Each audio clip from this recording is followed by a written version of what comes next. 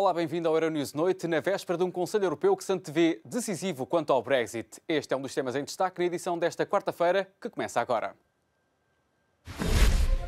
Theresa May escreveu uma carta ao Presidente do Conselho Europeu a pedir o adiamento para 30 de junho da saída do Reino Unido da União Europeia. Donald Tusk acredita que é possível, mas tudo depende do Parlamento Britânico. O ex-líder dos sérvios da Bósnia, Radovan Karadzic, viu a pena agravada para prisão perpétua depois de recorrer da condenação de genocídio, uma decisão aplaudida pelos familiares das vítimas. Já passou dos 350 o número de mortes provocadas pela passagem do ciclone Idai por Moçambique, Malawi e Zimbábue.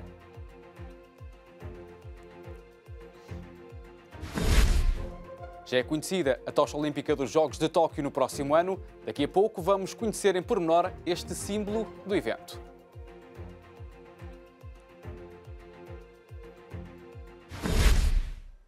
Faltam menos de 10 dias para o Brexit e Theresa May quer evitar a todo custo uma saída sem acordo da União Europeia.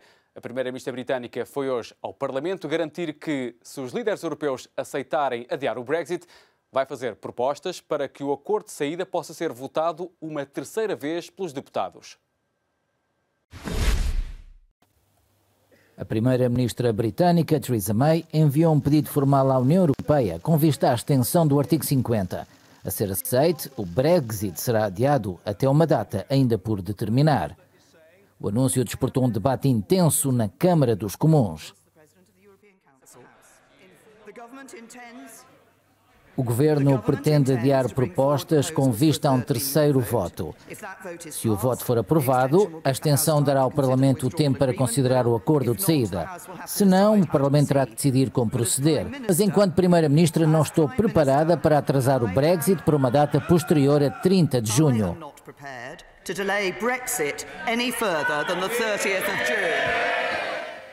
O anúncio de Theresa May provocou uma forte reação por parte do líder da oposição, Jeremy Corbyn.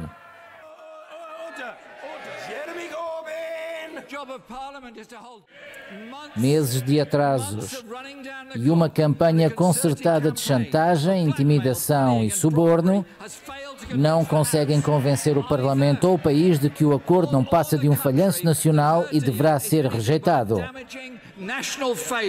Já não há tempo.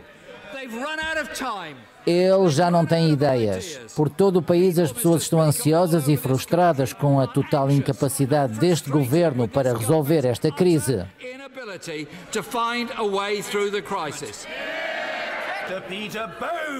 Nas bancadas do Westminster as posições não podiam ser mais extremas. Primeira-Ministra, continuar a querer uma extensão ao artigo 50 significa que vai trair o povo britânico. Se o não fizer, vai honrar aquilo que foi a sua vontade.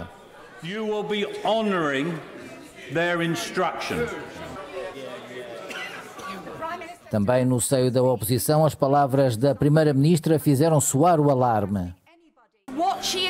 O que ela está a fazer ao não abandonar este acordo falhado é muito perigoso para este país. Em nome do interesse nacional, imploro à Primeira-Ministra para pensar de novo. Em Bruxelas, ultimam-se os preparativos para a Cimeira Europeia desta quinta-feira. A União Europeia não rejeita totalmente a ideia de uma extensão, mas afirma que o pedido apenas será aceito se Londres oferecer garantias de que o acordo será aprovado no Parlamento. O Presidente do Conselho Europeu diz que, apesar do cansaço justificado em torno do Brexit, o adiamento da data de saída do Reino Unido pode ser alcançado desde que haja sinais de entendimento no Parlamento Britânico. Donald Tusk aceita prolongar o prazo para o Brexit, mas Londres tem de mostrar sinais de entendimento, foi a mensagem do Presidente do Conselho Europeu em resposta à carta de Theresa May. Acredito que é possível haver uma curta extensão, mas é na condição de haver um voto positivo sobre o acordo de saída da União Europeia na Câmara dos Comuns. A duração desse alargamento é uma questão em aberto. A primeira-ministra britânica não pôde levar o acordo sobre o Brexit à votação na Câmara dos Comuns pela terceira vez na terça-feira. Nesta curta intervenção, Donald Tusk disse que não via necessidade de ter uma cimeira de emergência sobre o Brexit na próxima semana, mas havia a opção de lançar um convite aos chefes de Estado e Governo dos 27. Isso significa que a decisão dos 27 Estados-membros da União Europeia sobre se aceitam ou não essa extensão pode não chegar amanhã nem sexta-feira. É algo sobre o qual vão precisar de tempo para discutir, preparar, entrar em diálogo e conversações com os governos e, claro, isso é algo que os diplomatas precisam de preparar.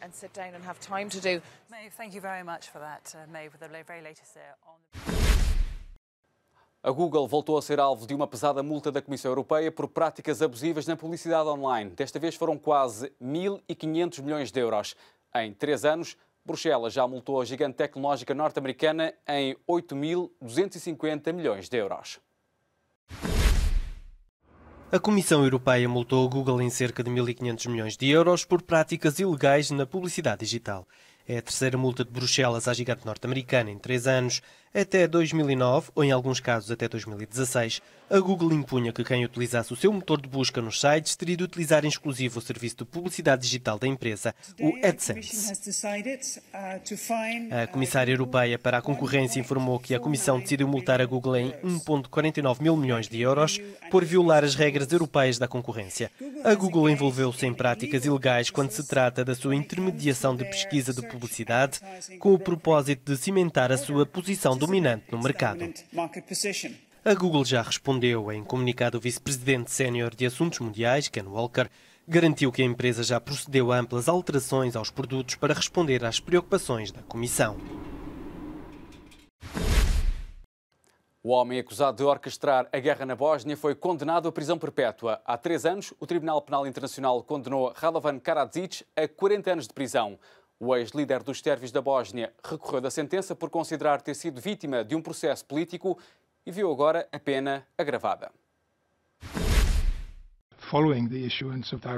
O antigo líder sérvio na Bósnia, Radovan Karadzic, recorreu e acabou por ser condenado à prisão perpétua. Karadzic tinha apresentado recurso em primeira instância, depois de decretada uma pena de 40 anos de prisão por genocídio, crimes contra a humanidade e crimes de guerra.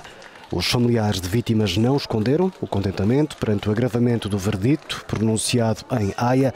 A decisão foi tomada por um coletivo de juízes que incluía o português Ivo Rosa. Karadzic dizia-se vítima de um processo político. A acusação pedia desde o início prisão perpétua e também tinha avançado com o recurso. A Câmara que julgou os recursos não conseguiu 2 coisas.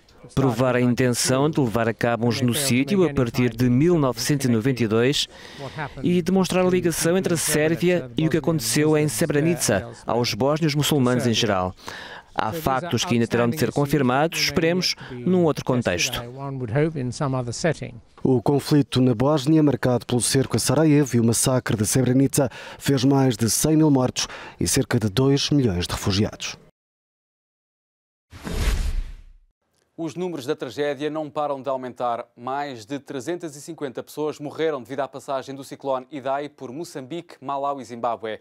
O país lusófono foi o mais afetado e nos próximos dias ainda pode vir a ter de enfrentar inundações na região do Dondo e da Beira. Aldeias devastadas, mais de 350 mortos confirmados e quase meio milhão de pessoas desalojadas que procuram comida e abrigo. Moçambique continua a sofrer as consequências da passagem do ciclone Idai. As Nações Unidas deixaram esta terça-feira o alerta. Os próximos 3 dias serão críticos para o país. Trata-se da força da natureza. Nós, de algum modo, temos que acreditar, que temos que aceitar e temos que encontrar momentos logo depois das chuvas para nos erguer e avançarmos. Até ao final da semana são esperadas chuvas fortes nas províncias de Sofala e Manica e há risco elevado de inundações nas zonas urbanas da Beira e do Dondo, as mais afetadas pelo ciclone. Porque eu estava dentro da casa, então juntamente com meus filhos lá dentro a conversar. Surpresamente, já que estava a chover, então vimos a montanha, explodiu, então começou a vir de água para a via da estrada e logo diretamente à casa onde eu estava. E logo quando nós vimos, fugimos. O Programa de Alimentação Mundial das Nações Unidas pede cerca de 35 milhões de euros para ajudar o país numa primeira fase. A caminho da Beira está também uma equipa portuguesa, liderada pelo secretário de Estado das Comunidades e que integra elementos da Proteção Civil, do INEM e do Instituto Camões. O objetivo é realizar um diagnóstico rigoroso e definir os meios necessários para ajudar a população. A embarcação Mare Jonio foi apreendida pelas autoridades italianas depois de ter atracado na ilha de Lampedusa com 49 migrantes resgatados do Mediterrâneo. O capitão do navio vai também ser alvo de um processo por ajuda à imigração ilegal. A Procuradoria da região de Agrigento, em Itália, vai acusar o capitão do navio Mare Jonio de favorecer a imigração ilegal e de violar o artigo 12 do Código de Navegação.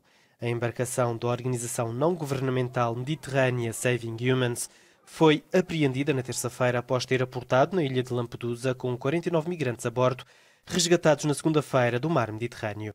A ordem de apreensão partiu do ministro italiano do Interior, Matteo Salvini, que acusou a ONG de violar o bloqueio dos portos do país para embarcações de entidades humanitárias a operar no Mediterrâneo e de tráfico de seres humanos. Inicialmente, o Mare Jonio foi impedido de entrar no porto de Lampedusa, mas devido à aproximação de uma tempestade foi escoltado pela polícia até terra. Os 49 migrantes foram resgatados após a embarcação de borracha, onde seguiam ter começado a meter água a cerca de 68 km da costa da Líbia. Pesa pouco mais de 1 quilo e faz lembrar uma flor de cerejeira. A tocha dos Jogos Olímpicos de Tóquio do próximo ano foi hoje apresentada. Já é conhecida a tocha olímpica que vai percorrer o Japão entre março do próximo ano e o dia 24 de julho, em que vai acender a chama na cerimónia de abertura dos Jogos Olímpicos de Tóquio. A tocha mede 71 centímetros, pesa pouco mais de 1 quilo e, quando vista de cima, faz lembrar uma flor de cerejeira, uma homenagem à árvore que embeleza o Japão durante um curto período na primavera. A própria cor do objeto foi descrita pela organização dos Jogos como entre o sakura e o dourado. Sakura é o nome dado no Japão à flor de cerejeira. É feita de alumínio, 30% do qual foi reciclado a partir de entulho das residências temporárias construídas depois do terremoto e do tsunami de 2011. Tem a assinatura do designer e artista contemporâneo Tokujin Yoshioka. O Museu Arpad Zenes Vieira da Silva está a celebrar 25 anos e inaugura esta quinta-feira a exposição Metade do Céu. Obras de 60 mulheres vão estar em exibição, entre elas Paula Rego, Joana Vasconcelos ou Josefa Dóbidos.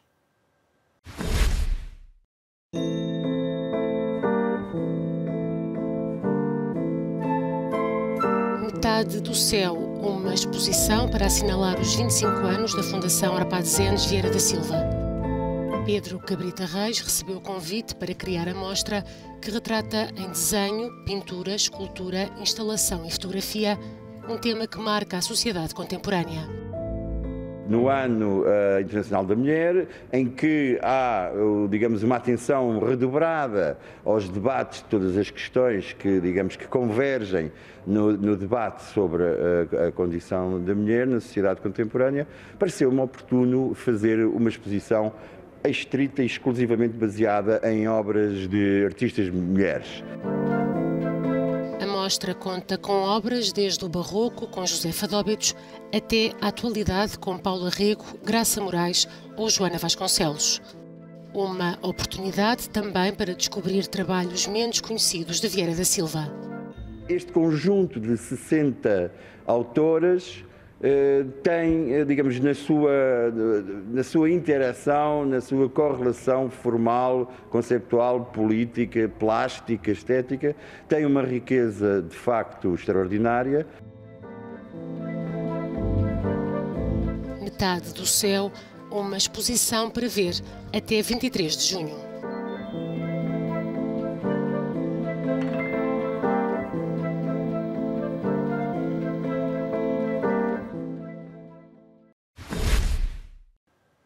Era uma vez em Hollywood é o novo filme do realizador norte-americano Quentin Tarantino. Vai chegar às salas de cinema no verão e conta nos papéis principais com Leonardo DiCaprio e Brad Pitt.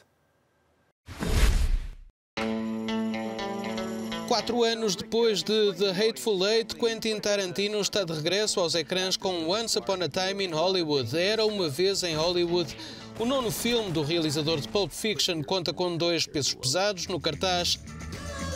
Leonardo DiCaprio e Brad Pitt nos papéis de um ator e um duplo que chegam à meca do cinema em 1969. É a última participação de Luke Perry, o ator falecido há pouco tempo, e é também o primeiro de Tarantino desde Reservoir Dogs a não ser produzido pelos irmãos Weinstein, depois da série de escândalos que afetaram especialmente Harvey Weinstein e causaram o fim da Weinstein Company.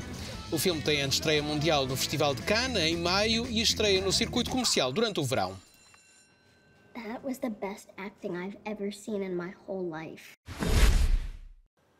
E é com as imagens do nono filme de Quentin Tarantino que fechamos a edição de hoje do Euronews Noite. Obrigado por ter estado desse lado. Continue connosco.